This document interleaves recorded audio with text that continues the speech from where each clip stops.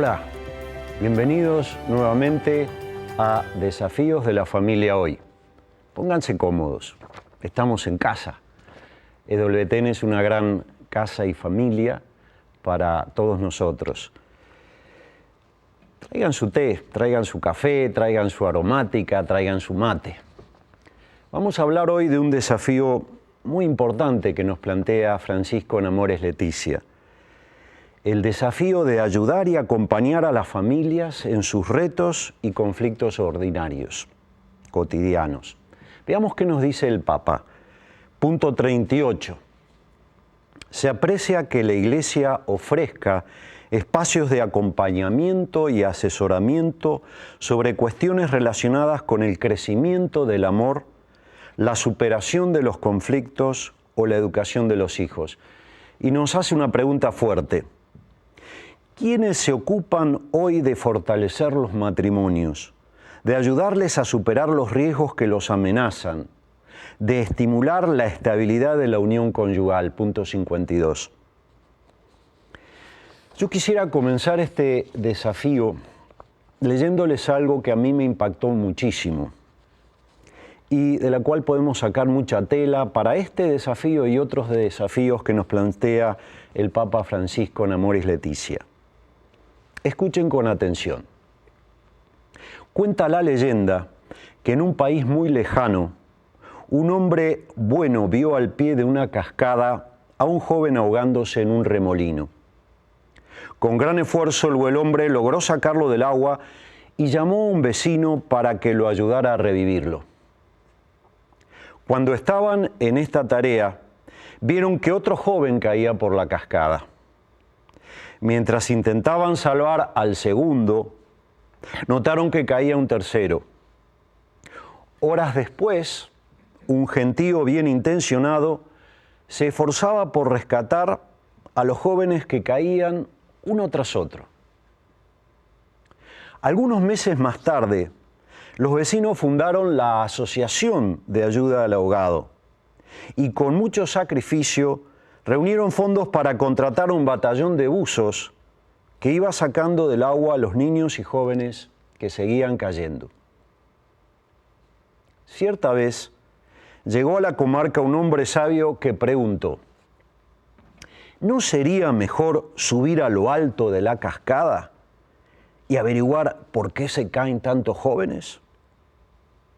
Los esforzados vecinos le contestaron con poca paciencia: ¿no ves que estamos muy ocupados salvando vidas? No tenemos tiempo ni plata para andar paseando. Entonces el sabio subió al cerro en sentido contrario a la corriente y descubrió en la cima una aldea muy pobre, con una sola cascada,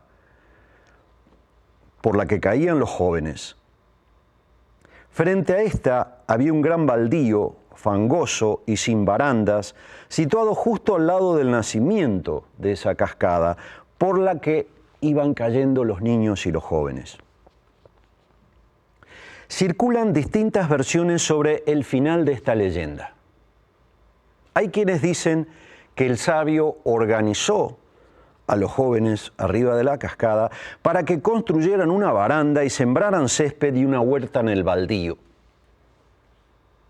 Otros sostienen que el hombre pasó el resto de su vida tratando de obtener fondos del tesorero real con el fin de pavimentar ese espacio frente a la cascada. Pero este se hallaba demasiado ocupado cubriendo las deudas de la corte. Y el único subsidio que tenía disponible era para los buzos de la Asociación de Ayuda al Ahogado. Es un relato de Nieves Tapia, una compatriota argentina. ¿Cuáles son los ahogados de nuestros tiempos, de nuestras sociedades? Hay formas de ahogamiento nuevas de los jóvenes y hay otras que vienen de generación en generación. La corrupción es algo que no logramos detener en muchísimos países. Las adicciones de distinto tipo, la inestabilidad afectiva, las limitaciones para amar, las crisis familiares, son formas de ahogamiento de hoy y de otras generaciones. Un problema se soluciona realmente yendo a la causa que lo produce. En nuestras sociedades hay muchas asociaciones, fundaciones, y me saco el sombrero que no tengo por la labor que ellas hacen, que podríamos asemejarlas a la Asociación de Ayuda al Ahogado. Lucha contra las adicciones, recuperación de adictos, lucha contra la violencia en la casa, en el hogar, contra la violencia de la mujer, delincuentes juveniles, rehabilitación, bien. Pero seguir trabajando a nivel de la Asociación de Ayuda al Ahogado, repito, siendo muy importante este trabajo, no resuelve el problema. El gran desafío hoy es ir arriba de la cascada. ¿Qué está pasando? En el año 2004, 53 profesores universitarios en la Universidad de Princeton se reunieron para ir arriba de la cascada, para analizar qué puede explicar que en los Estados Unidos en las últimas décadas hayan crecido estos fenómenos de adicciones de jóvenes, trastornos psicológicos, trastornos de alimentación, deserción escolar, apatía hacia la vida y hasta el suicidio. Y a mí me impactó mucho la conclusión a la que llegan, porque ellos dicen que la raíz del problema, la causa del problema, no es ni la pobreza, ni la falta de trabajo, ni el analfabetismo, que son obviamente factores que tienen impacto. Pero la raíz, escuchen, la raíz, lo que está pasando arriba de la cascada, ellos dicen que es la falta de amor, la falta de afecto. La falta de afecto está rompiendo a las nuevas generaciones de nuestros países. Luego, ¿cuál es el antídoto? El antídoto es el amor.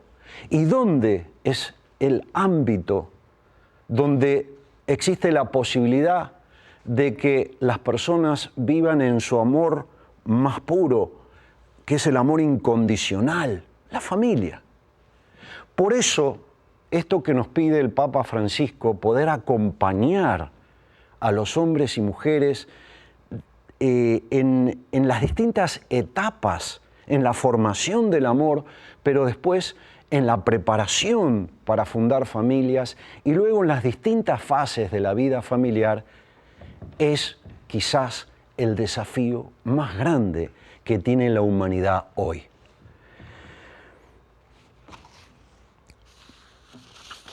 Vamos entonces por partes.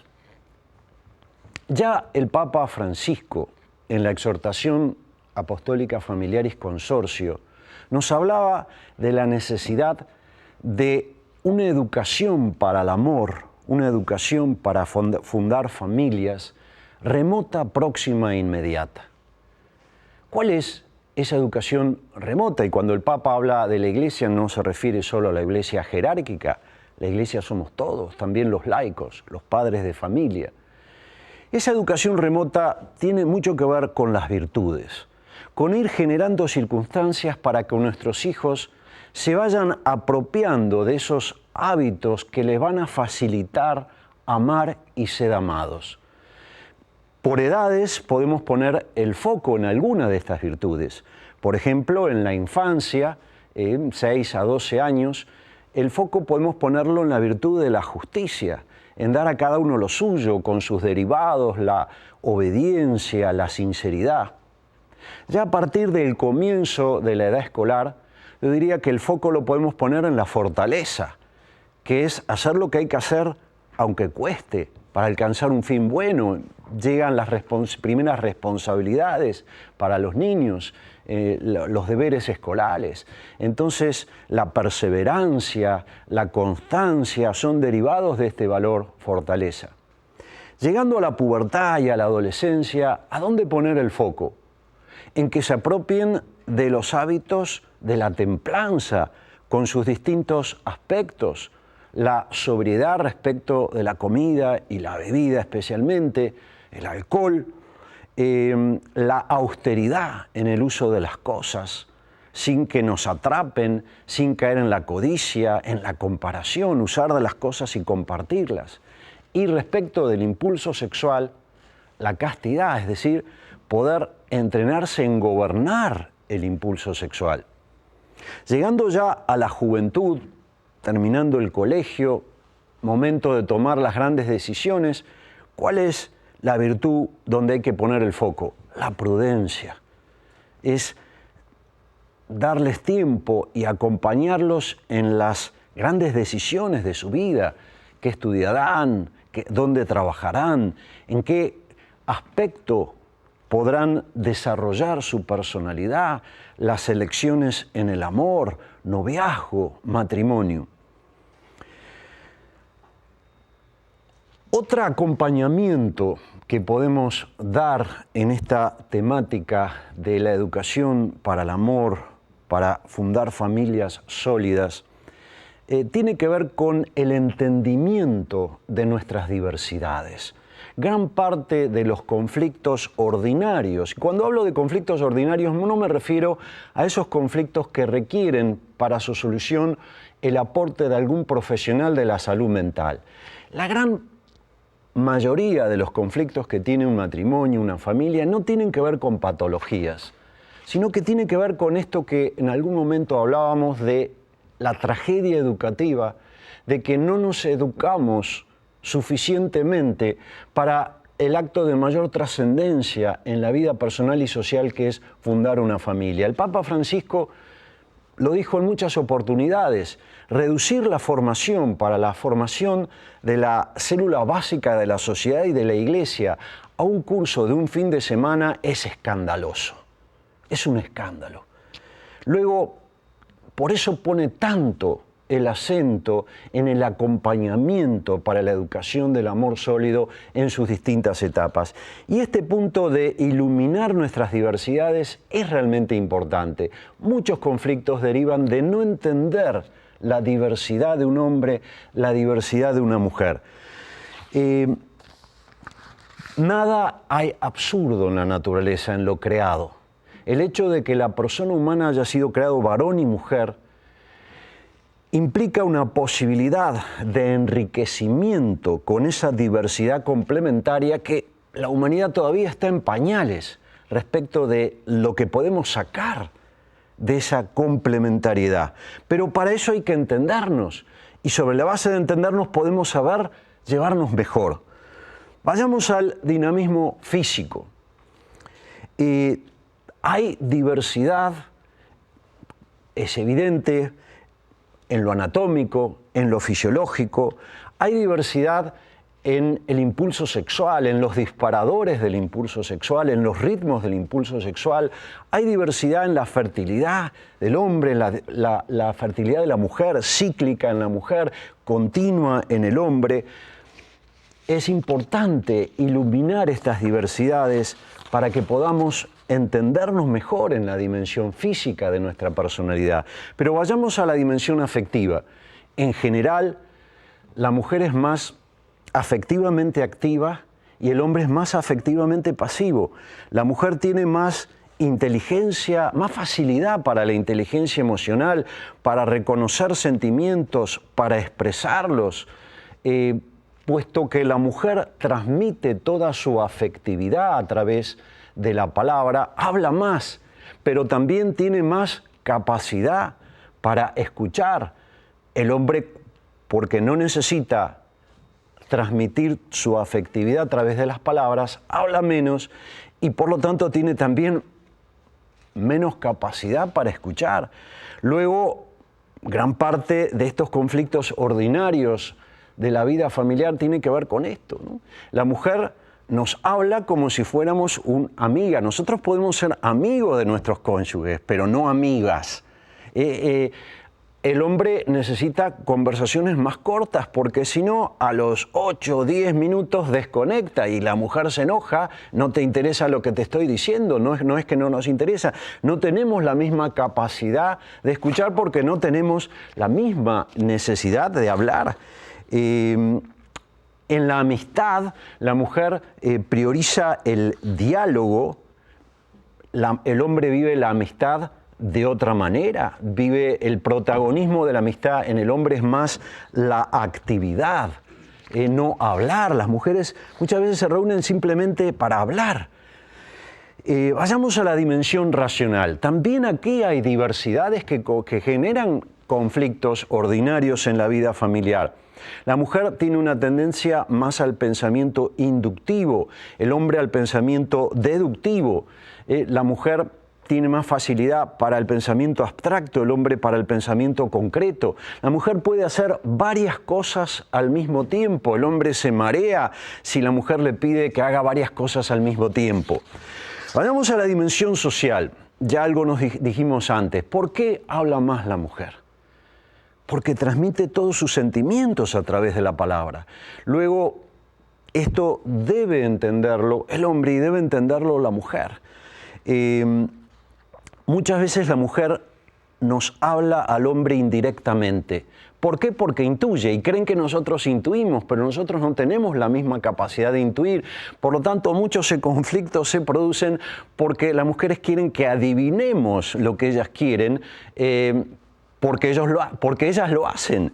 Nos ayudarían muchísimo si nos hablaran más directamente, si nos pidieran las cosas más directamente. Otra área de acompañamiento que necesitan las familias es para ser educadas y para entender mejor todas nuestras diversidades, por ejemplo, en los tipos caracterológicos, en los temperamentos. Así como los sexos opuestos se atraen, es muy probable que uno se enamore de una persona con rasgo caracterológico y temperamento contrario al nuestro. Y eso mismo que nos atrae porque no es diverso y nos complementa, luego nos complica porque pretendemos que el otro funcione a la manera de uno.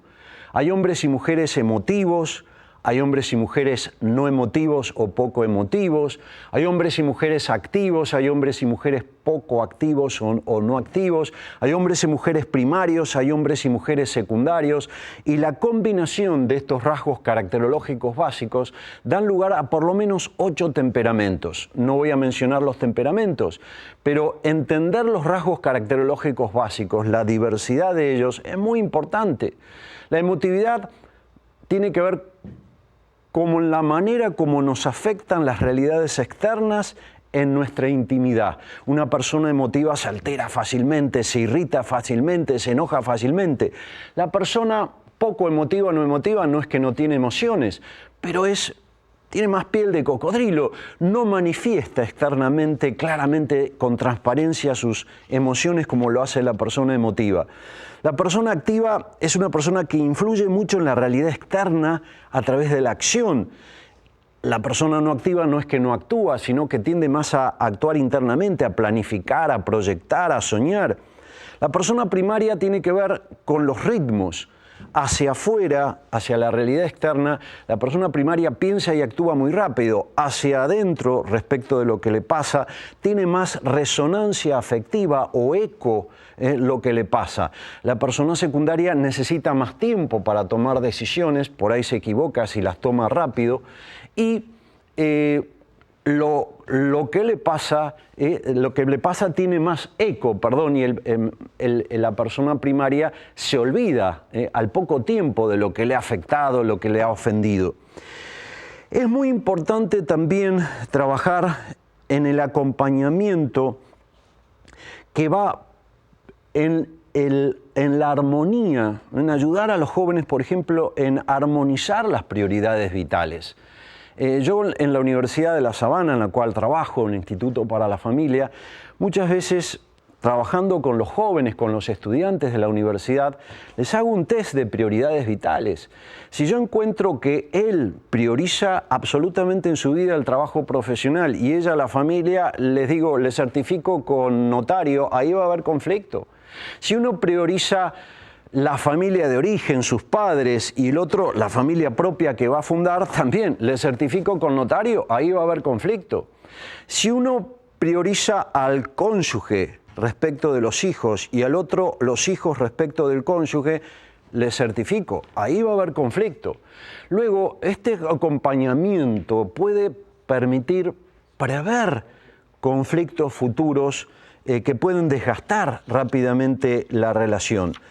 También acompañamiento en entender la mochila que cada uno trae, porque llegamos a la relación que hemos fundado con la mochila de nuestras vidas, con las culturas familiares que hemos mamado en nuestra familia de origen, estilos educativos, a veces autoritarios, a veces permisivos, a veces equilibrados, culturas donde el padre tenía la última palabra o la madre, patriarcados o matriarcados, y todo eso es muy importante entenderlos para saberlos manejar. Otro ámbito de acompañamiento tiene que ver con algunos aspectos que los profesionales que trabajamos con crisis matrimoniales y familiares tenemos bien registrados. Por ejemplo, la intromisión de la familia de origen, que muchas veces tiene que ver con esa priorización diversa de la que hablaba antes. El tema del presupuesto familiar, no compartir la elaboración del presupuesto familiar, no saber los dos cónyuges cuáles son los ingresos para poder medir los egresos, para poder planificar el ahorro. Problemas de comunicación. Podemos comunicarnos bien o mal en forma activa, en forma pasiva, en forma optimista, en forma negativa. Podemos frustrar la comunicación por el canal óptico, la cara que nos ven, serena o agresiva, o por el tono de voz, o podemos hacer fracasar la comunicación porque queremos decir lo que queremos decir en el momento inoportuno, en el lugar inoportuno. Luego, qué importante acompañar dando las herramientas para una buena comunicación. Dar pautas también para que haya proyectos en común. Siempre hacia el pasado lo que une son los buenos recuerdos que genera los rituales de amistad. La amistad es muy importante en el noviazgo, en el matrimonio. Ya hablaremos de esto en otro programa, pero dar las herramientas para vivir esos espacios de amistad generan buenos recuerdos y hacia el futuro lo generan los buenos proyectos, los proyectos comunes. Dar herramientas para armonizar el trabajo y la familia, las responsabilidades laborales y las profesionales y las responsabilidades de padre y madre. Y otro factor muy importante de acompañamiento es en las crisis que se producen con las malas o las faltas de adaptación a las distintas fases que tiene la vida personal y familiar. Vayamos a una primera crisis que es lo que yo llamo el desflechazo. El amor en una primera etapa embrionaria hace volar la imaginación, trastorna la atención, uno vive como en las nubes y prácticamente no le cuesta nada amar a la otra persona. Pero el flechazo es una emoción que desaparece rápido. Lo que puede durar siempre es el enamoramiento, ese deseo de estar solo contigo, siempre contigo, recreando todo contigo, dándote lo mejor de mí para ti.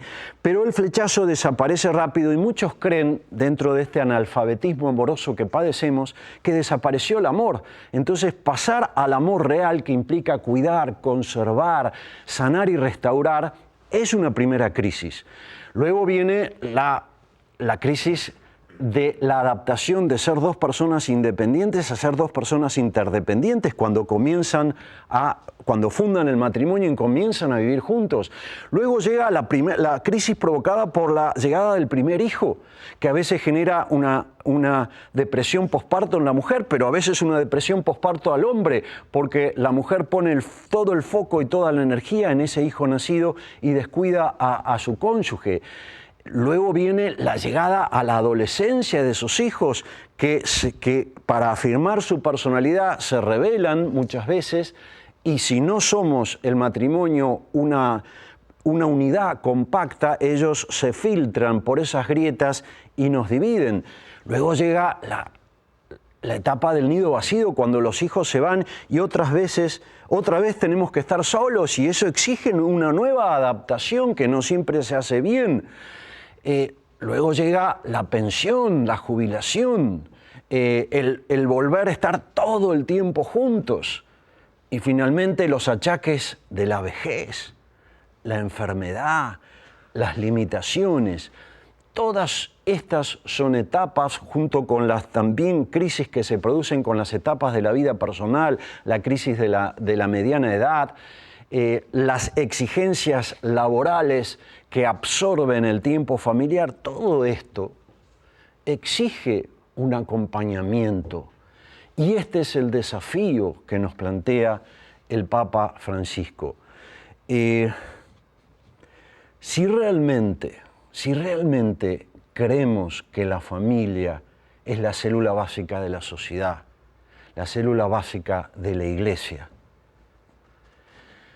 pongamos el foco en la familia, en la educación, en el acompañamiento de la familia remota, próxima e inmediata, en la formación de la familia próxima, remota e inmediata, y luego en las distintas etapas de la vida familiar. Porque, como decía el Papa Juan Pablo II, el futuro de la humanidad se fragua en la familia. Muchas gracias, hasta nuestro próximo encuentro.